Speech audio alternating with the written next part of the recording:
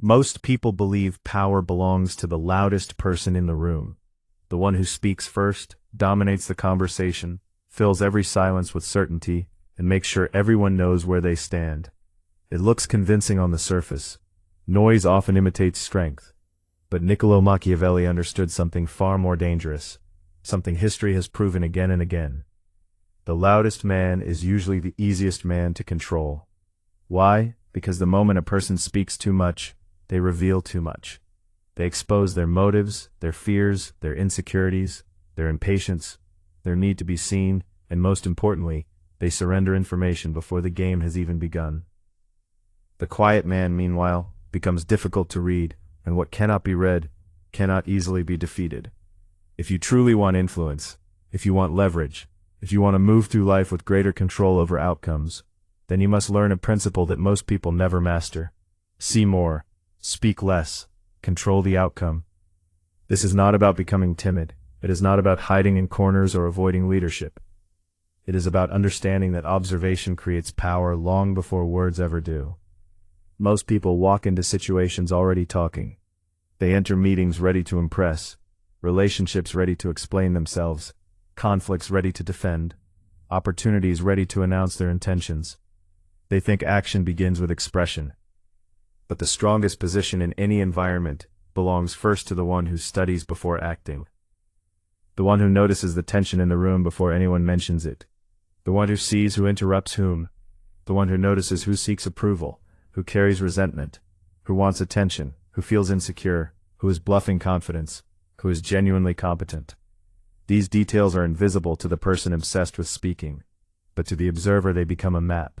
And once you have the map, the terrain becomes yours to navigate. Think of a hunter in the wild. He does not charge into the forest shouting his presence. He watches patterns. He studies movement. He learns timing. He understands where the animal drinks, where it hides, where it becomes careless. Then when he moves with precision. Most people live like prey because they cannot stop making noise. They announce every desire, they reveal every emotion, they display every reaction immediately. They become readable, and readable people are easy to manipulate. If someone knows exactly what angers you, they can provoke you. If they know exactly what flatters you, they can guide you.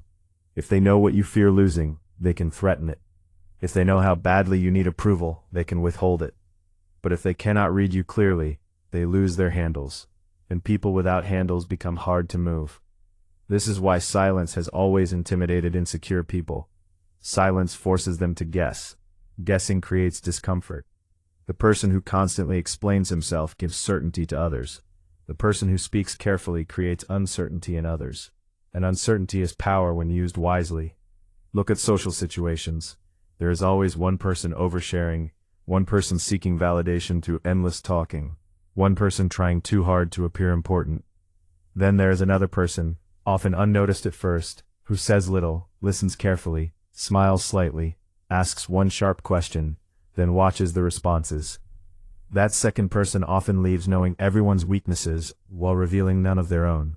Over time, who do you think becomes more influential? The one who entertained for an hour, or the one who collected an hour of information? Machiavelli would tell you that men destroy themselves by speaking when silence would have served them better. Because words are expensive, though most people spend them like fools. Every unnecessary sentence can cost status, mystery, leverage, or strategic position. There is a reason wise negotiators ask questions more than they make declarations. There is a reason experienced leaders pause before responding. There is a reason dangerous people often appear calm. They understand that the first reaction is usually emotional, and emotional reactions hand control to whoever triggered them. If someone insults you and you erupt instantly, they controlled your state. If someone pressures you and you panic, they controlled your pace. If someone flatters you and you melt, they controlled your ego. But if you remain composed, if you observe before reacting, then the control returns to you. The pause is where power lives. Most people fear pauses. They rush to fill silence because silence makes them anxious. But the pause is where weak people expose themselves. In silence, the impatient begin talking too much. The insecure begin explaining too much. The manipulative reveal urgency. The liar overcompensates. The arrogant interrupt. Silence is not empty. It is diagnostic. It shows you who people are when no one rescues them with noise. Learn to become comfortable there. Sit in conversations without the need to dominate them. Let others reveal their habits. Let them tell you what matters to them by what they repeat. Let them show you what wounds them by what they defend too quickly. Let them show you what they crave by what they brag about. People confess constantly without realizing it. They confess through emphasis, through resentment, through envy, through jokes, through overreactions, through what they cannot stop mentioning, but only the observer catches it. The talker misses all of it. There is another reason speaking less matters. The more you explain your plans, the weaker your plans often become. Many men mistake talking for progress. They announce business ideas, future moves, goals and ambitions to everyone around them. It feels productive because it creates the illusion of motion, but words can drain momentum. Once people praise the plan, some part of the ego feels rewarded before any work is done. The hunger softens, the urgency disappears. Meanwhile, criticism plants doubt, envy invites sabotage, opinions create confusion. What should have grown quietly now gets trampled before it forms roots. The wiser path is simple. Build in silence. Let results speak where intentions once would have. Nothing unsettles doubters more than outcomes they were never warned about. Consider relationships as well. Many people lose power because they narrate every emotion as soon as they feel it. Every irritation becomes a speech. Every fear becomes a confession. Every attraction becomes pursuit. Every disappointment becomes drama. This creates instability. A person who cannot contain their inner world becomes easy to steer. Emotional honesty has value in the right place, with the right people, at the right time, but emotional impulsiveness is different. It gives others immediate access to your controls. Learn to feel deeply without displaying instantly. Learn to understand your emotions before broadcasting them. The person who can process internally and respond deliberately becomes far stronger than the one who reacts in real time to every stimulus. This is what Machiavelli admired in rulers who survived storms. Not absence of emotion, but mastery of expression. They felt pressure without leaking panic. They faced betrayal without showing fear. They negotiated without exposing desperation. Because once the room senses desperation, the price rises against you.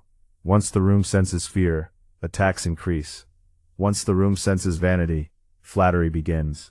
Control of expression is control of environment. But let us go deeper. Observation is not merely looking. It is reading incentives. Every person acts according to something they want, fear, protect, or avoid. If you learn to identify incentives, behavior becomes predictable. The employee praising the boss excessively likely wants advancement. The friend mocking ambition may fear their own stagnation. The partner picking fights before intimacy may fear vulnerability. The competitor speaking aggressively may be compensating for weakness. Surface behavior deceives. Incentives reveal truth. Most people respond to appearances. Observers respond to motives. And motives are where control begins. When you know what drives a person, you know where they can be influenced, where they will resist, where they will fold, where they will overreach. This is why some people always seem one step ahead. They are not psychic. They simply pay attention to incentives, while others focus on words. If someone says they support you, but repeatedly benefits when you fail, believe incentives over statements.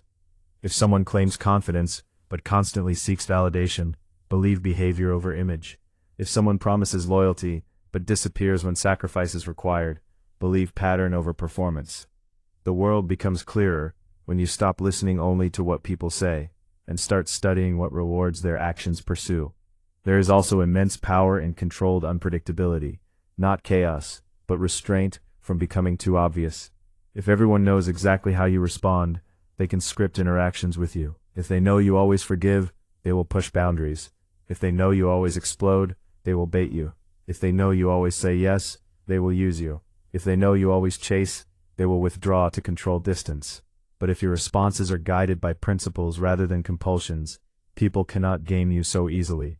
Sometimes you are warm, sometimes firm, sometimes unavailable, sometimes decisive. The key difference is that you choose, not them. Predictability born of integrity is good. Predictability born of weakness is dangerous.